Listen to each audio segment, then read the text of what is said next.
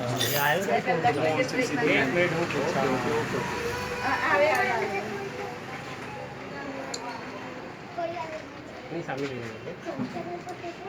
કાઢના થોડો કે બોલાવો. શ્રી સુરેન્દ્ર શંકરરાવ કુપેરકર. આ શ્રી સિદ્ધિ ફ્રેન્ડ્સ ક્લબ સ્મૃતિ સોસાયટી કતારગામ ગજેરા સર્કલ. હવે આ મૂર્તિ તમે શાનાથી બનાવી છે? આ મૂર્તિ હું નારિયેળના છોતરામાંથી બનાવી છે અને સંપૂર્ણ એનામાંથી ટોટલ વર્ક એનું છે બધું. અને આ તમે ક્યાંથી કલેક્ટ કરેલા છો?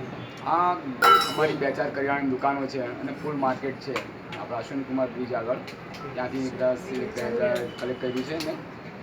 અને આ બનાવવાનો હેતુ કંઈ? આ બનાવવાનો મોટો હેતુ પર્યાવરણ શુદ્ધિકરણ માટે અને તાપી નદીની જે અશુદ્ધિ દૂર થાય, જે પીઓપીની વસ્તુથી દૂર અશુદ્ધિ વધી રહેલી છે અને આપણે બીમારીઓનું ઘર થઈ રહ્યું છે એ દૂર કરવા માટે કે જે શુદ્ધિકરણ માટે આવો વસ્તુ સારું છે. જે નારિયેળના છોતરા એ ફર્ટિલાઇઝર માટે બહુ વપરાય છે નદીમાં ગયા પછી. એના માટે ખાસ આ હેતુથી મેં આ મૂર્તિ બનાવી છે કે આપણી નદી શુદ્ધ રહે. કેટલા સમય થયા તમે આવું? હું લાસ્ટ 2 વર્ષથી કરું છું. પહેલાં હું ગયા વર્ષે કાગળના બનાવ્યા હતા, પેપરના, કોરા પેપરના, અને આ વર્ષે પણ બીજે કાગળ પણ બનાવ્યા અને આ નારિયેળના છોતરાના 2 વર્ષે 2 વસ્તુ બનાવી છે. અને આવતા વર્ષે પણ ફ્યુચરમાં પ્લાનિંગ છે મારું કે આ પ્રમાણે જ મૂર્તિ આ શ્રી સિદ્ધિનાથ ફ્રેન્ડ્સ ક્લબ જે તાપી નદીમાં પધરાવવામાં આવે જેથી શ્રી સિદ્ધિનાથ ફ્રેન્ડ ક્લબ તાપીનું શુદ્ધિકરણમાં એક ભાગ ભજવી શકે. આ જે નારિયેળ છોતરામાં જે બનાવે છે હા, આવા કોઈ પ્રોજેક્ટ તમારી સામે આવે છે ખરા? કોઈ એવી કોઈ દીવાનું પૂછે ખરી?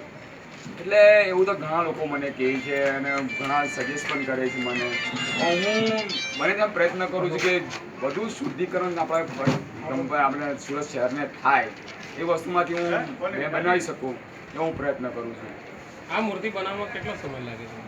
આ મૂર્તિ આપણે ઓછામાં ઓછા જો કન્ટિન્યુ બેસીએ છીએ, કન્ટિન્યુ બનાવીએ છીએ તો 15 થી 20 દિવસ લાગે છે.